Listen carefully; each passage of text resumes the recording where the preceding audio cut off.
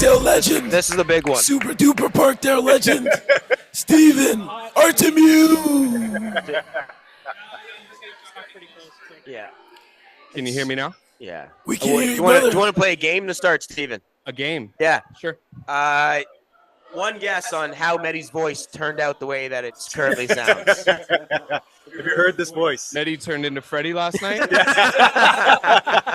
El Freddy. El Freddy, the Spanish. Yeah, it was tequila, so it was El Freddy. Yeah. Christ. Wow. Done. I didn't even notice as I walked up how bad it He was. sounds like Macho Man Randy Savage. Yeah, it sounds like he's We're doing a gonna wrestling get it promo. done. Bro. Tequila. You shouldn't be traveling without Keddy. True. Facts. All right. Caretaker. For the audience Yes. who doesn't even recognize this guy, the Godfather. Yes. Who are yes, you? yes. Where are you from? Like, do you have any affiliation with Parkdale Roadrunners? Dude, I'm a day one. Day one. Day one. one. Yep. I can't remember who coined the phrase, but I'd rather be smoking was my mantra. Literally. It became a T-shirt, which became a crew, which became what you see here today. Yeah. Amazing, Totally brother. fucking amazing. I can't hear him. Yeah. Neither can we. Yeah, so I don't know if we've ever. For the microphone handle, What's that? a different shape. For the No. microphone It's. handle. Does it feel a little phallic or? You gotta watch the angle. We thought about having two mics, but I just.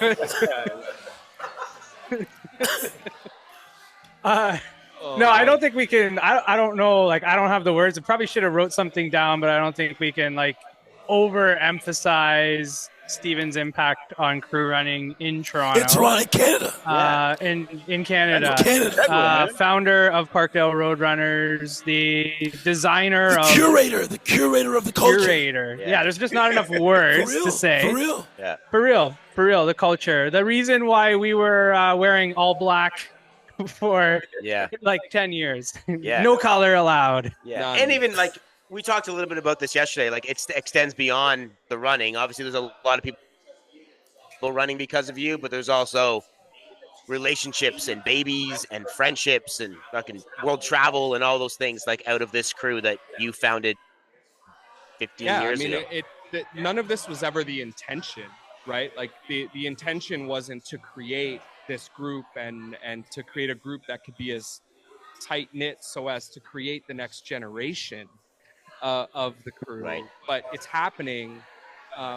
Mike and I really just kind of fostered this. We didn't have a clear vision on what it needed to become or what it would become. It became what it is actually because it's what the people who came to run with us wanted it to become over time. As much as like I tried to influence what we looked like and the message that we put out there, all I was trying to do was do the opposite of what the running room was doing, or the opposite of the Toronto running rats or whoever. Like when Mike and I were like, oh, I guess this t-shirt is actually turning into a thing because people keep saying, oh, how do I join the running club? I went on like 2 websites for local groups that had weekly running events. And I looked at their structure and I was like, okay, they have a consistent day, a consistent time, and they have routes. And I was like, so all we need is a day, a time, and a route. Right. And we can create off their model, we can create something that is the opposite stylistically so that it will attract a group of people who might feel like they don't fit in that environment. That's all it really was. Once we were trying to solidify the idea. We'd already been running for quite a while and getting a few friends with us, but how do we actually take it to the next level? That's all we did. And the black t-shirts, I grew up with punk rock and skateboarding and band tees and whatever. Like I just wanted black t-shirts. Right. Which was impossible to find at the time. I mean, in running, Yeah. You know, as noted by, you know, you guys noticed our Ragnar, the very first event we did where we got dry fit shirts made, the Ragnar tee, we couldn't get black running shirts for women. Right. That's crazy. Wow. That's Women crazy. ended up with a pale yellow shirt because that's all they had in 2011 or 12, whenever that was. Yeah. So, you know, we forced our vision through a little bit. And I mean, you look around now, and it's a ubiquitous kind of style. Right. And that, I mean, that's pretty validating, you know, to see it years later kind of hold. Yeah. You know. Yeah, Steven, I think about what we're trying to accomplish with Crossing Lines. We're trying to bring diversity into the ultra world. Rewind 15 years ago, you go to a running room run, probably not the most diverse run crew around. I don't know that there was a whole lot of diversity. What did diversity mean to you? Like, as a white guy, think it was like, natural. what did that mean to you in building a crew? To be honest, it wasn't about trying to achieve a diverse group of people. It was about creating a space where those that already feel like an other would feel comfortable. Like, yes, I'm a white male, but I've also always felt like the other because I don't fit in. I never fit in. Yeah, no I didn't fit in mainstream. school. I didn't fit in high school. I didn't fit in university. I barely fit in my own family. You know, I've always felt a little bit like an other, but that's just because my interests were different than the average. So when we created Parkdale Roadrunners, it wasn't intentionally about saying, oh, we want to create a space that is welcoming to people of all ethnicities and creeds. And that was a non-starter. That was table stakes. That's how we live our life already. Right. So the group that we create is going to naturally be a welcoming space. Word. You know, and it extended beyond just, you know, color of skin, but like one of the very first like kind of groups that formed inside our group was the nurses. Right. Yes, It was a group of women primarily who all worked together in the nursing field, who felt comfortable and embraced by this group, and they as a group kind of gravitated towards us, and they were one of the sort of first we had more nurses. that formed in the group. And I use the term lovingly. I mean, it's obviously inside any large community, there's going to be smaller communities that form, right? It's a natural kind of structure of a network. But, you know, women felt comfortable. People of color felt comfortable. Trans people felt comfortable running with Parkdale. But it wasn't something we needed to advertise. It's just how we carried ourselves and how we welcomed anyone who walked into the space the same way, regardless of any fact, you know? I can think of a few moments over the 13 years I've been running with Parkdale, especially where you intentionally made sure that it was a safe space for people. Like you made that choice. Yeah, sometimes that meant actually kicking somebody physically out of the space. 100%. For standing in the way. Word up. Space that was comfortable. For all. And it was a very simple set of rules at Parkdale. Don't be a dick. Simple set of rules to follow with respect to like, how do you become part of this community? Don't be a dick. You know, there were other rules, safety-based and things like that we enforced while running. Safety Steven. Admitted safety fanatic. Mike's carried that. He's on it. Like, I know. You notice the change, right? Everybody claps now when we do this. No, I know. And it's a beautiful thing. I think actually the last Parkdale run I went to, somebody asked me a question about safety, and I said, I actually don't care anymore. I don't care about my problem. Personal safety, just mine. Everyone is free to do whatever they like. I'm not blowing any whistles or raising any flags. That was a responsibility that I had to assume as a figurehead of Parkdale Roadrunners. Like, we never had insurance. Right. We never had we didn't Nothing ever happened, but Right. I wonder what might have, happened. Right. Right. And I was always cognizant of the fact that like we didn't have the proper guardrails in place, and as a grassroots kind of community group, like I felt it was important that every week we just covered the basics of safety. Right. Because safety can also kind of be there's a bit of an illusion, right? When you're running in a large group versus running by yourself. When you're running in a large group, you're often just following the lead of the person in front of you. Yeah. And so there's this like compounded effect as the group gets larger of, the safety issues. Yeah. So, yes. But I no longer am Safety Steven. I'm safe for myself. Fair. Yeah. Yeah. What's your thoughts on the weekend? Well, okay, so I came by last night for maybe an hour or so, and it was really overwhelming, to be perfectly honest. It was overwhelming to see faces that I haven't seen in a while all gathering in one place. It was overwhelming to see the collection of shirts up on the second floor. It was Like 50% of which you've designed, right? More. Like, if not more. Somewhere around that number. I mean, it's really cool to see it all in one place. Right. And I was saying this to Mike a couple of days ago. He called me to make sure that I came down this weekend, and I get an immense sense of pride from seeing what this group has become. As one of the co-founders, as somebody who like poured their heart and soul into this for years. Yep. Letting go of it when I stepped back, letting go of it was extremely challenging and hard, right? Like you're letting go of this thing that like, you're like, well, let's see what happens, and is it going to fall apart? Is it going to take a right turn and become something that I didn't necessarily agree with?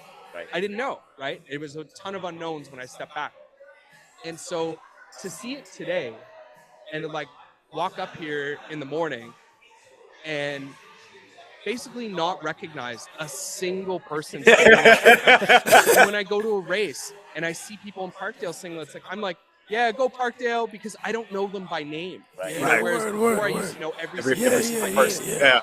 And so to see that it didn't just get maintained or sustained, but it got like elevated and the movement increased, the volume got louder for this group, and the group got bigger without me, I have an immense sense of pride in knowing that like this is something I helped birth, but that it doesn't need me in order to keep meaning. Word up. Yeah. Word up. things Word to up. the community. Yeah. Right. It's really cool. Super fucking dope. Yeah.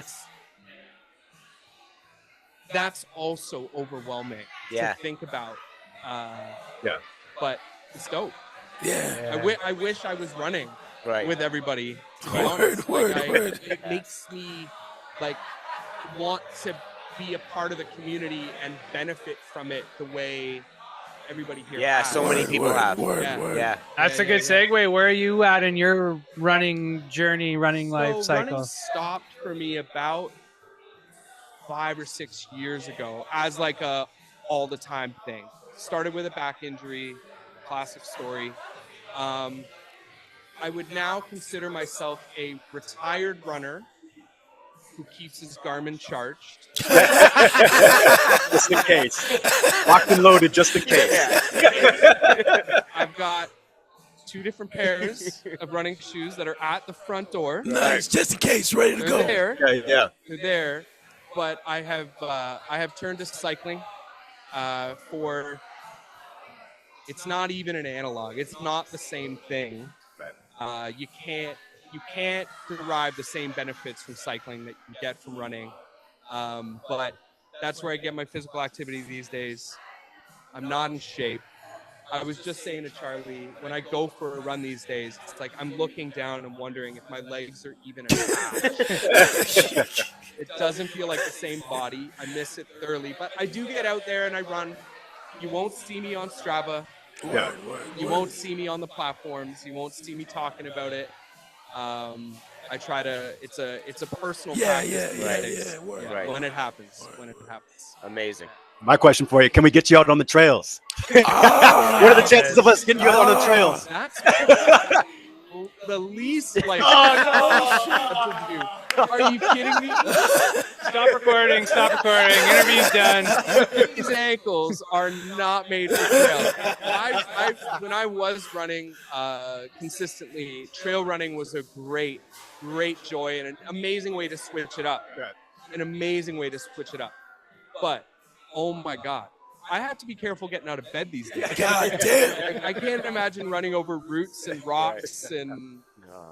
I mean, what you guys are building is incredible. Seeing the transformation of each of you guys in this like next journey in running for you guys, the distances, it's unreal. It's beautiful to see.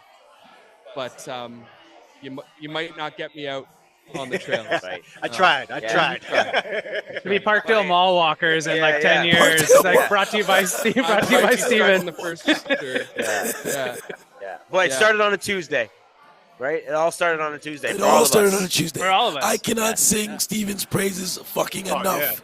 Yeah. Like the fact, like when we talk about it, and we talk about how Parkdale was created and how he curated, like when me and Korty talk about it, like you didn't just start a crew, like you curated the space, you curated everything that was. Do you know what I'm saying? Yeah. Like you guarded the vibe, like maliciously. Do you know what I'm saying? And I loved it. Like it was super inclusive, but at the same time, you were like, hold on a second. Are you vibes? Do you know what I'm saying? Right. It was. You were very intentional, and like, I can't sing your praises enough. Yeah. Like, I what always the fuck you created? respect the architect, man. Yeah. Respect 100 the architect. fucking percent. Always. Yeah, and we 100%. say it like Parkdale changed our life. Oh, 100%, 100%, like Every a one million of us here. percent. And I wouldn't have stuck around. Like Steven, when I first came, like the first couple runs I came to, and you were so inviting and like made sure, like you know what I mean, like I caught the vibe, and the reason I came back was because of you. Like that's it, man. And like So, even like you know, we used to all these break years balls. later, We used to I break always balls. give you your flowers, man. I always give you flowers. We used to break balls and call him Safety Steven. Like, you know, but like we loved it. It was, You know it what was I mean? all We love. loved it. Like We it was loved it. out We of loved like it. hair and Steven's taking care of us. Like, you know what I mean? Like, No, the one when you were cheering, the angry cheer. I used to love that photo of you with the angry cheer. word. I was pouring everything I had out for you guys. Yeah. I was cheering. Yes, for sure. Yeah. Sure. You That guys passion, man. deserved it. That Right. passion. Yeah. You guys deserved it. Every member of Parkdale deserved that cheering from the sidelines whenever we were out there. You know. Yeah. That's dope, man. Yeah. That's dope. I can't thank you enough. Yeah, man. I can't. Yeah. Appreciate it. Yeah, it's huge. Yeah. Yeah. Yeah. Well, Congrats on the weekend and the 15 years and all of it, right? It's a big. Yeah. Big time. Not much lasts 15 years these days. No, real. No doubt. For real. Word up. Thank you guys. Appreciate it. Thanks for Thanks so stopping much. by. Stopping by, brother. Yeah, the Dundada. Yeah. Yeah. Right on. You can put the thing down now. The blue dick. We need some wet wipes. We need to wipe it down. Toronto legend right there. Stephen Artemieu.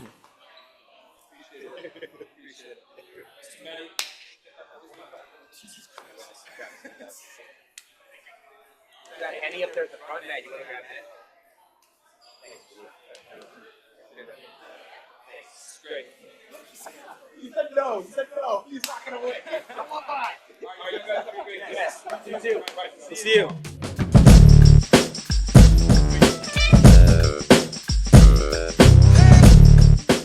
I'm not sure I saw the podcast ever having Steve. It's certainly an exclusive. That I didn't think we had the day where Steven would stop by. I wasn't sure that would happen. It's an important part of the history, man. I feel like it's an important part of the history. Like, Yeah. you know? Yeah, and I'm not sure he joins us for a regular hour-long pod talk. No. But it was dope to see him to stop by and to hear him chop it up and Yeah. So we didn't plan this, but we got the two legends back to back.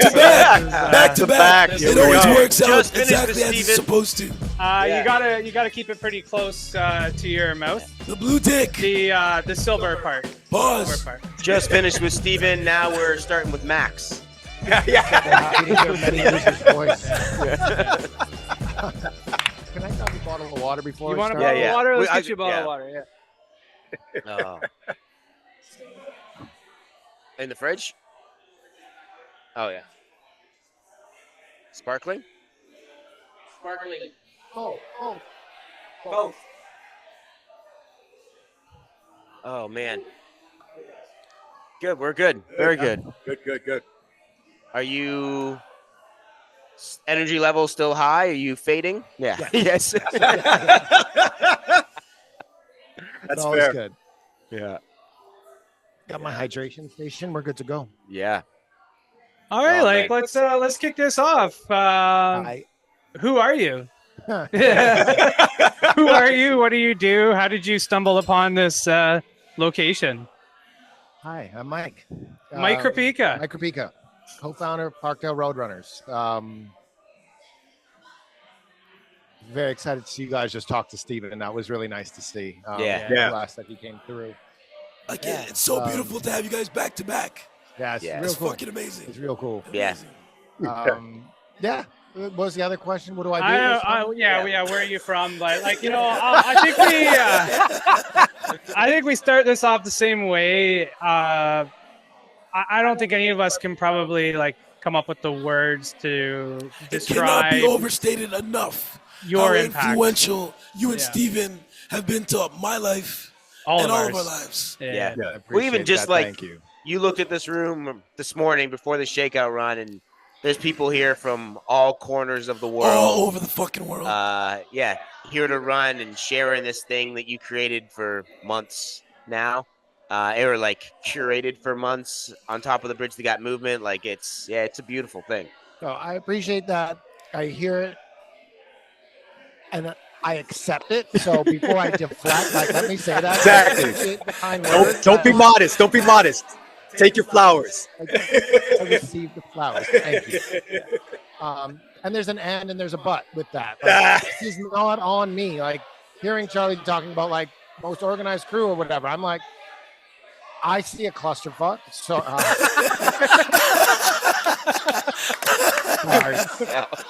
sorry. All right. It's something about being on the I pod. know everybody's just down to swear. I see it almost as a duck underwater. It looks calm on the surface, and behind you're saying that walking into the room this morning, I was losing my mind because I lost my phone, and my credit cards are attached, and I don't know where Jason Suarez is, where he's going to be for photos. There's a million things happening at the same time. And I don't think that's affected anybody. And the cool part is everybody's just here creating their own memories. And all we've done is created the space for the connection. Right. And that's really been Parkdale from a nutshell. And I feel like I've on the podcast, I've heard some of the origin stories, and we can go into that another bit, or maybe Steven covered it, but it was really just Steven and I just trying to find ways for our people to come together, get out of the bars, do something positive. And this is that 15 years later, we're just creating the space for connection. So the organization side, that's Lisa, that's, all of you guys putting on the vinyls on the windows. Nobody really knows what we're doing, what to do, minus Matt the carpenter, but not for window vinyls, but just get it done to the point of where we're happy with it. And we just hope that works for everybody else. And I've had that conversation a couple times this weekend. The amount of community it takes to build community, right? You need to rely on these people to do things. Riley was just here, and the volunteer hours she's put in, and we asked her why, and she's like, well, selfishly, it makes me feel good, right? And I think a lot of people do that same thing. We like having everyone here. In order to have everyone here, we need to do some work, but still worth it. And I think that's a huge part of the energy share. Even hearing Riley was here, I didn't see that, but I go out, James is with me Thursday mornings, to Riley's group, because it's just a different way of accessing community or being a part of something where it's not I don't need to lead anything. Right. I get mad at people being late at Parkdale on Tuesdays, and I show up late on Thursdays. Every week. Every week. But like, it's nice to be able to not like almost to let your guard down and be a part of something and not have to organize it. And I think that's the beauty of Parkdale, of like how people have taken what they've experienced and created their own, thus being crossing lines. Yeah, the like, branches. It's the branches have grown, and like we've seen it happen over the years. And whether it's acknowledged or not, I think if you're in it, you know where it's come from, and you can see whether it's brands that take from it, other crews, other places. Like the fingerprints are on a lot, and that's not from us. Like it's not unique to us. I have the benefit of being able to travel quite a bit, and I take from others as well. And like their fingerprints are on what we do too. Like there was so much I just learned from the Furies, King's Cross, the Australia cruise in Sydney when I was just there last month, that like you're seeing here, but you don't know that unless you're there. Some of the stuff that they've done was like earth-shattering to me, and they're relatively new, some of them. King's Cross just celebrated their 10-year, but like we've never had that energy share before because we've never been in the same place. But now other people are feeling the energy that they brought to the crew culture because we've now brought that over here. They're here, but experiencing something you would have experienced in Sydney. Yeah. And that's what I love about this. Like we've all taken from Charlie, we've all taken from Mike Sace, from Jesse Zappo, like all of the OGs, whether it's New York or globally when we've traveled. And that's why I love where people take from us as well. Because I think we all create from a unique but very similar space of each other. Right. I have to say though, like the one thing that you brought to the table that you did not steal from anywhere else is the consistency. It's been 15 years of this. Every Tuesday. Every Tuesday. How many times have we talked about like, okay, in Kort, I've heard you say it, like when we build this crossing lines community, like we got to replicate what Mike's done for Parkdale. It means we got to be there every Sunday. Consistency. We got to show up for our people, and you've done that. And like up until the pandemic, like up until the world shut down, not one Tuesday was missed. Snowstorms, rainstorms, snowstorms. You were there. Something I think I hang my hat on. It's the advice that I give to anybody new that starts up. Consistency is key. Parkdale Chasers came out to Parkdale Roadrunners last Tuesday, and it's this like young group of kids, like 20-something-year-olds that have started something very similar, and they were asking for advice. And I'm like, that's the only thing I can tell you. Just be there for your people. Right. It's funny because I feel like this is not to go deep in this, but like I was able to escape a lot of demons through run culture, just through running, period. And to make the comparison of like, if you're going to an AA meeting, which I've never gone to, but my assumption is if you go to an AA meeting and your sponsor or the person leading the meeting isn't there, it's a lot easier to do that. So for us, like, if you want to come run and we're not there to open the gates or lead the run with you, and this is maybe your first time in or your second time and you don't know if you like this yet, and we're not there, you might not want to do that again, or you might just find something else. So like for us to be there, to welcome people in, to show what the community and the culture is about, that's paramount. And that's the thing, like as you were talking about the pandemic, like the one thing that makes me smile the most is like what Justin was doing with the graphics, what Courtney was doing with the playlist. Like, actually, I think all of us had playlists. Everybody, and it was like, we'd make the routes for Tuesday night. We'd send a playlist out. We can't run together, but this is our way of supporting it. So that's like, thank you for running without us. That was such. Matt made the shirt. Exactly. Thank you for running without us. Yeah, like keep it consistent. It was such a dope concept, and it did make people in that time feel connected, right? Yeah. Even doing like the Momo doing the yoga stuff and everything like Zoom, that. Like it was like you were figuring out ways to still keep us all connected in a time when everybody felt very disconnected. And it was very easy to feel alone during the pandemic, right? But you knew that there was something going on somewhere that you could join virtually, or somebody was running when you were running by yourself with your mask on. Like, exactly. And like, or even if it's just like your friends on squares on a Zoom call, like I'd be on Zoom all day at work, and that's the call that I wanted to join, like, because that was still my people on a Tuesday night. So I think that was like a really cool part of like, there's been a lot of pivots, whether it's captain changes, whether it's pandemics, whether it's whatever it is, but like still being able to come back to the root of like, it's not about the leaders, it's about the people that are in the group and like, what do we need to do? So, Yeah. I think we could legit talk all day about like your impact on Parkdale, your impact on running culture in Canada. Like, again, not enough words for us to, I think, emphasize what that is. What about your personal journey? Like, where do you've had some pretty big runs this year. Where are you going next? Like, share with us like what gets you excited? I think going back, this Australia thing really opened my eyes, and it was off of a random work trip that I met King's Cross, and off of a random conversation that, you know, you've done your 6, would you do the 7th? I didn't get in. I'd love to try it one day, but Australia's far. If we could get you a bid, would you come back in 2 months to run the race? I said yes, and that just opened my eyes to like, it's not about chasing majors, it's about experience what others are creating. So what's next for me is Seoul. I'm gonna go out with the PRC guys in March. God willing, hopefully all the body stays together. But that's it, because I love what PRC is doing. I feel like Seoul really sets the trends for a lot of things globally. Word. And I would say that's one of our inspirations, is watching what PRC has created, especially through their merch programs, and now their Seoul Venus and like their women's runs. And it's really interesting to watch how they move. Bunch of DJs starting, like we all start from a very similar place, but like how they move throughout their journey. So I would like to see how they show up in the marathon. So I think that's what's next for me, like in the running specifically, is really trying to get to cities, not about the race itself, although the race is a nice to do, but really experiencing how they manage through these weekends, just like us figuring out what to do here for this weekend. Right. So we gotta ask, I think, Trails, when are you joining us? Yeah, can we get you out to the trails? It's not like you haven't done. When are you trails, coming out? right? We gotta sign Yeah, here too.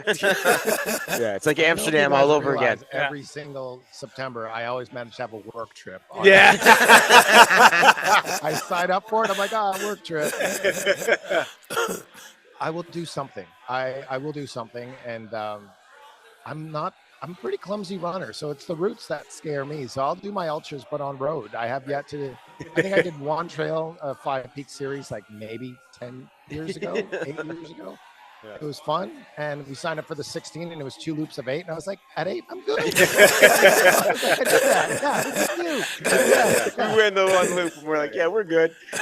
You know what? We'll ask you the same question next weekend in Phoenix when Courtney's running through the desert, because there's no routes. Yeah, well, no routes, no excuses. That's my tagline. No routes, no excuses. Is that? How many kilometers or miles is that, Courtney? 100 miles, baby. Yeah. 100 miles. Yeah. Ask me next weekend when Courtney's on like mile 98. I'm like, I don't think I'm ever going to do that. On death's door. Maybe not next weekend. But what I will say is, like, I love what you guys have done on Sundays, and it gets me out of the house and off the roads and running through Hyde Park and the places where I walk max multiple times a week to be able to run it with a very different energy. It's it's a lot of fun. So the times that I have been able to get out to those, I really enjoy it, and it adds something different to the Toronto community that's not there too. Dope. Yeah, Really dope. We're working on Mike on a full pod. Like a full pod episode. You need a proper Mike is more episode. than worthy of a full pod. I say that to say this. I'm sure it will happen. But if it doesn't, know that we are eternally grateful. Beyond. Yeah, this.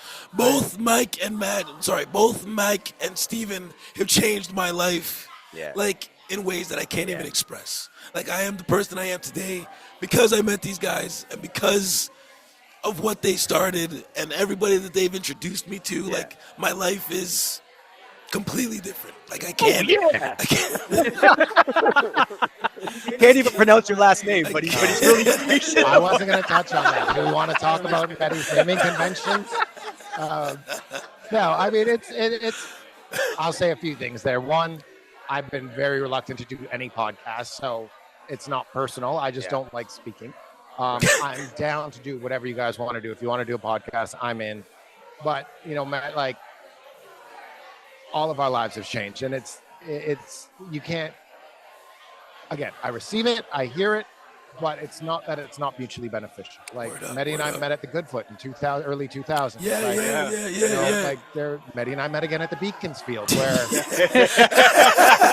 Mistakes were made. Mistakes were made. some people are still regretting some of those mistakes.